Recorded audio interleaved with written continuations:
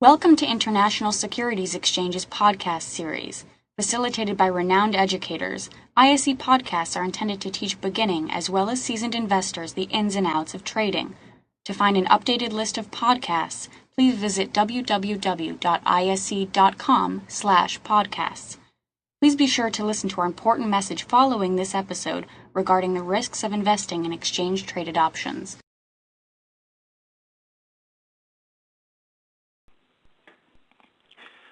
This is a slide that hopefully can explain Europe in 3 charts, and you won't have to worry about understanding Europe anymore. I'll try and do my best to do it, but these really are the drivers.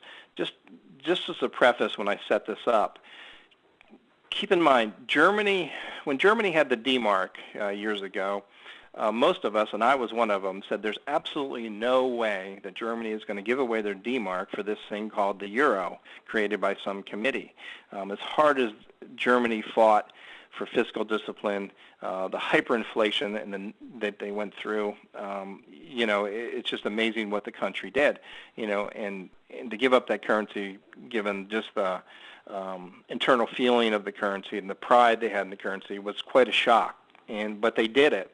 And one of the reasons it becomes clear that they did it is because they've now become, basically the rulers of the Eurozone or Europe. And the industrial players, the big guys, knew that if they go to the euro, they basically would have a captive market for German industrial goods. And that's what we're seeing. Let's start, and I'll get to that in just a second. Let's start on the left here. This is a chart showing unit labor cost.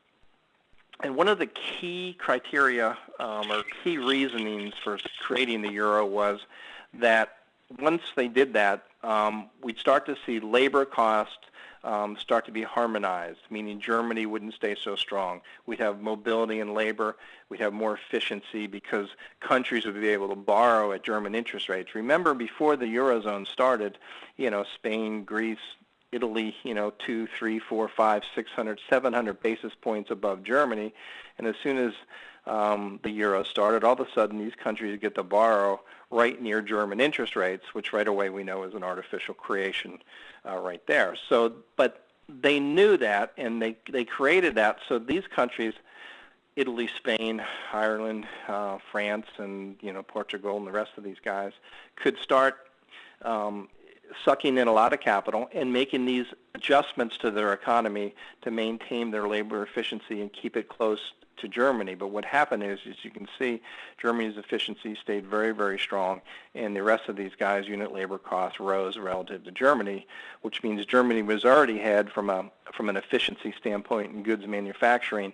And this move away from Germany means Germany got more and more competitive relative to the rest of the players in Europe.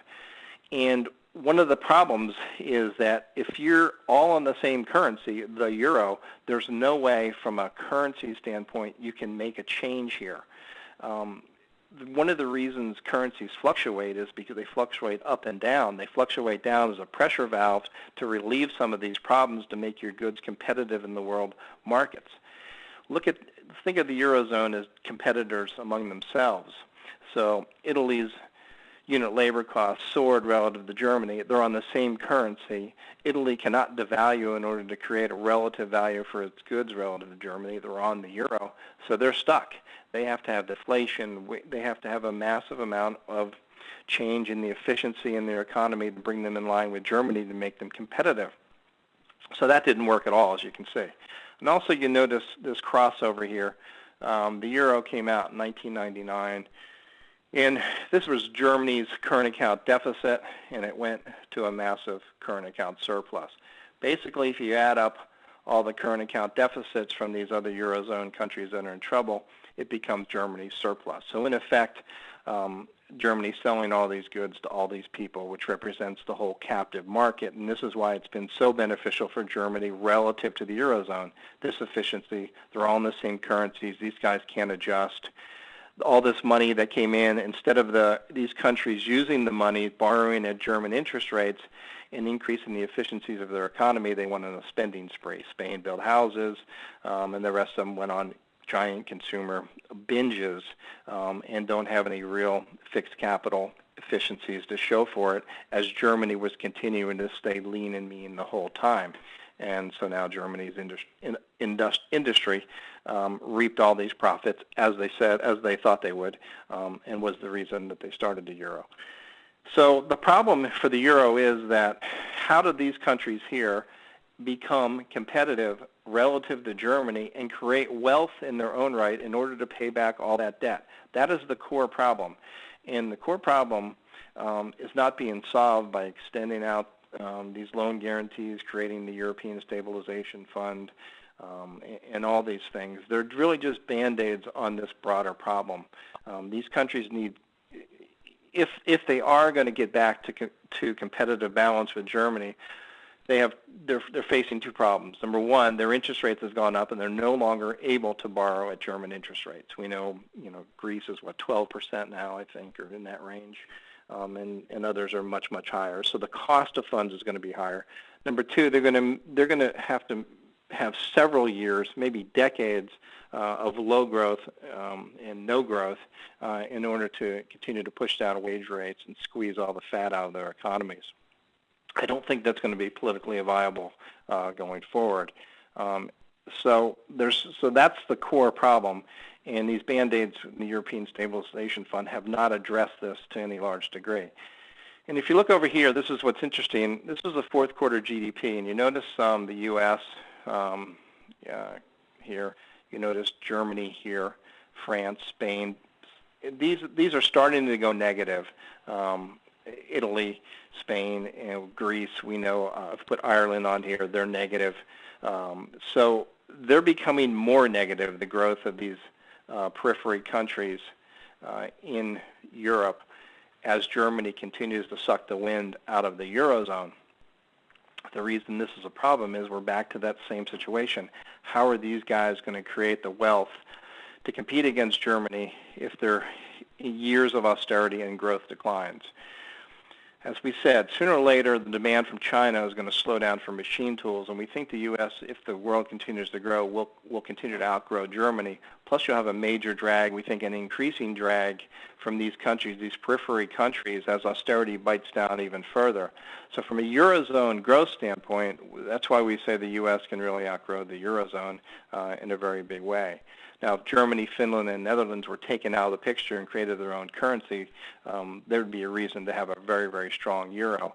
Right now, we're not seeing the reason behind a strong euro, other than the optimism of the European Stabilization Fund, which we don't believe has solved this core problem, and we still think this is going to come home to roost.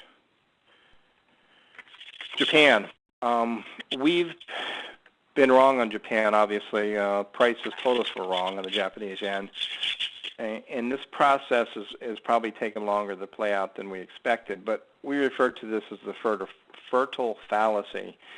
This idea that Japan can continue to fund itself from now forever. If you take a look at this chart over here, these bars represent public debt as a percentage of GDP. They're now over 200%. I think the official number is 225% debt to GDP in Japan. This blue line represents spending. This orange line represents revenue. So you're seeing the alligator mouth open wider and wider, and the U.S. is in a very similar problem here, but the relative size of the debt is here. Not to say that can't change quickly, but let's focus on Japan at the moment.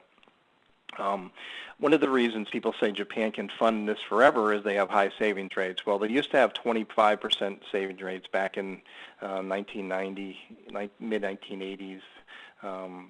The retail investor, the average person in Japan had about 25% savings rates. They're down about 2% and falling, expected soon to go below 0% in terms of their savings rates. So that's a big pool of savings that's gone to fund all this debt that will not be there soon.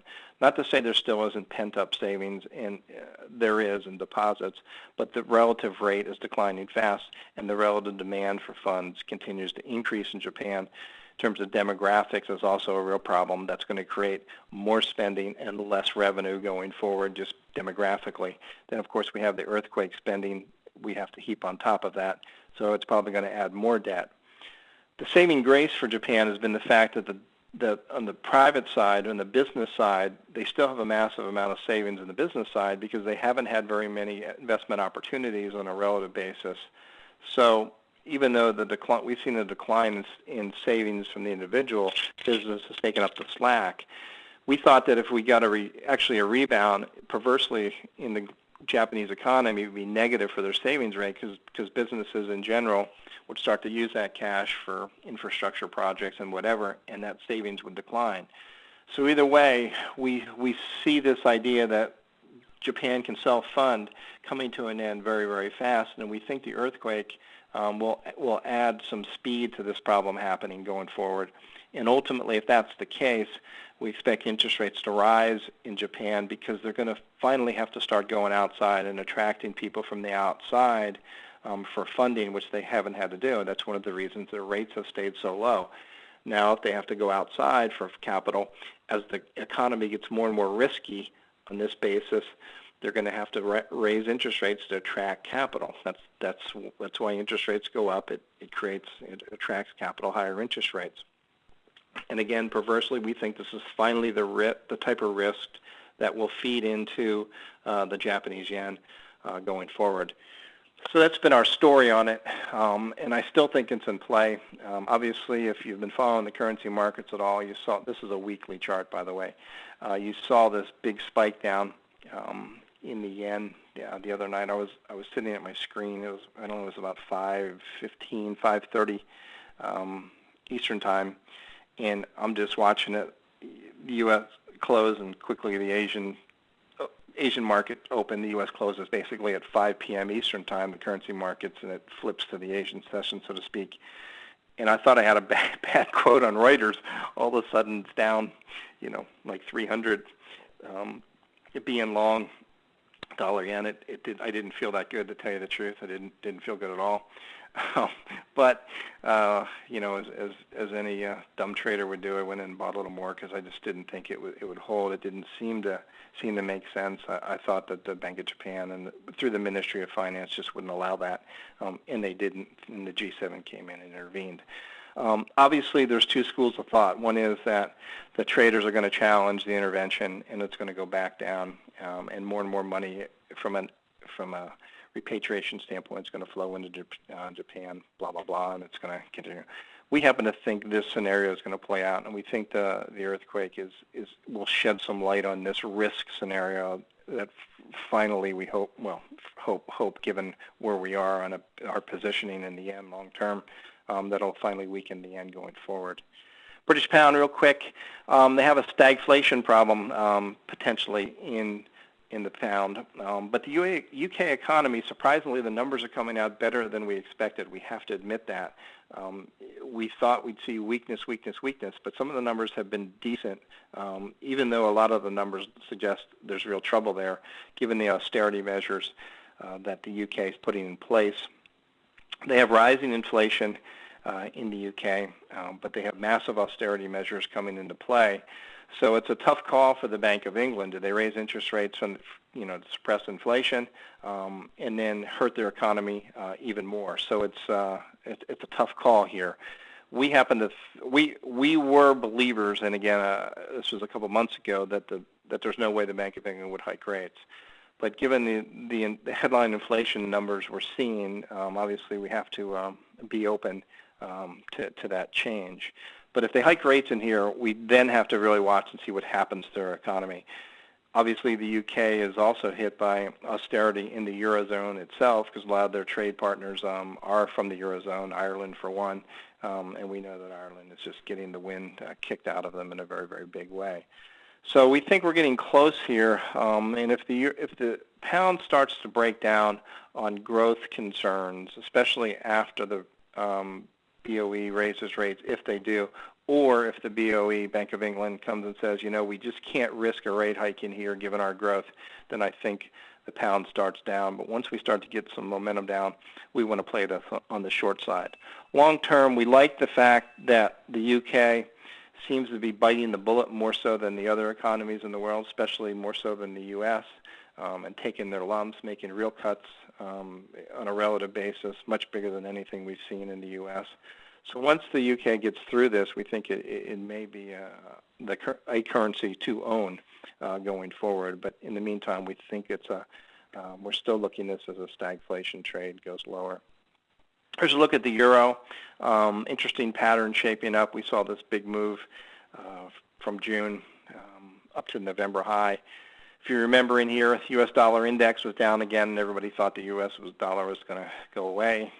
Very, very negative sentiment. We saw it in positioning, and the U.S. dollar soared, and again, and excuse me, not soared, but rallied again.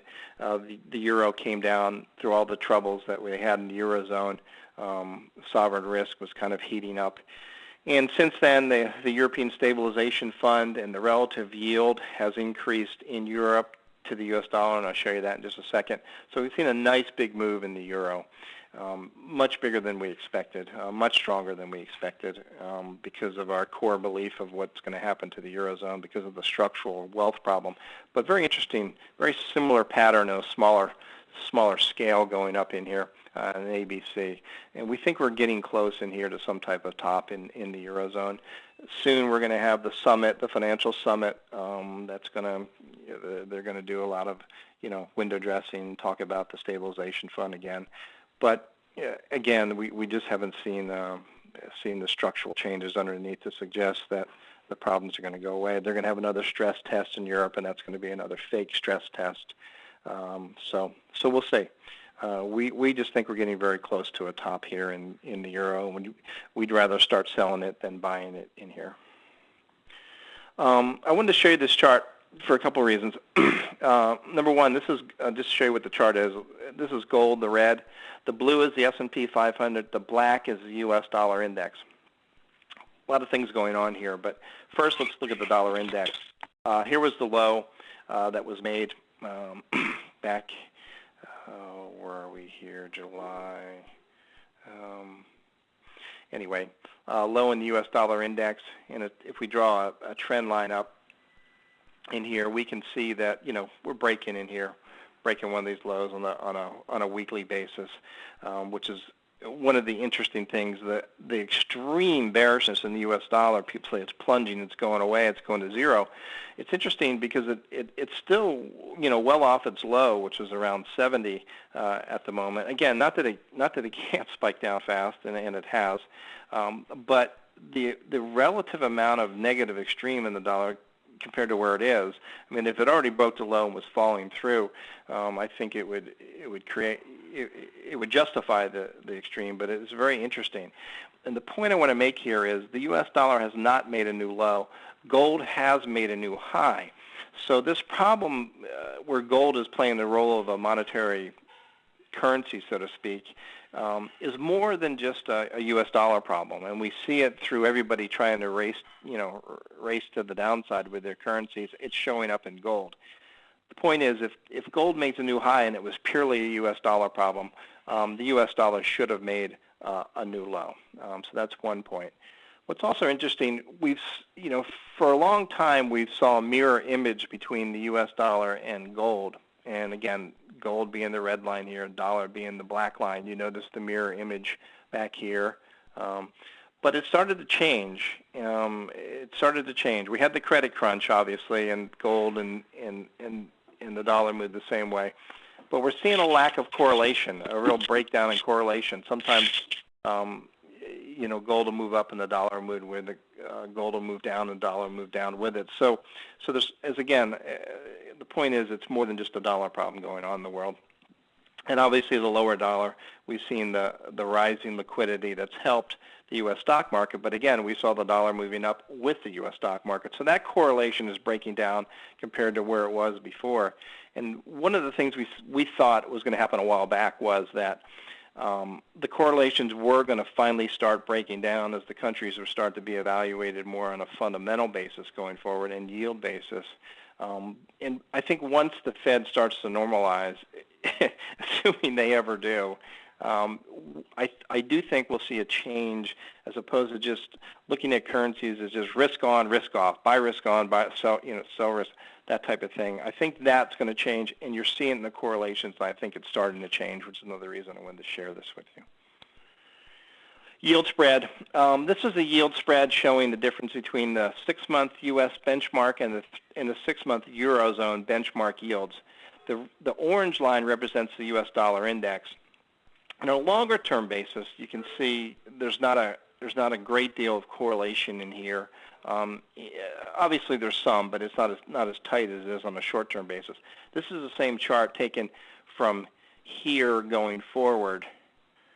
This chart here, and you can see how tight this correlation is. And it says that as this black line goes down, meaning the U.S. dollar loses yield relative to the Eurozone, which we've seen because the Eurozone's been very hawkish, so their short-term yields have risen relative to the U.S. As that's happened, the dollar index has just moved almost tick for tick with it as this yield differential has moved up and down, which goes to this idea that investors have already started to bid in higher interest rates, and we think a lot of this yield differential is pretty close to being priced into the dollar, into the euro in here, and it looks like they're definitely going to hike at the next meeting. We're not sure how this changes. We can't forecast interest rates.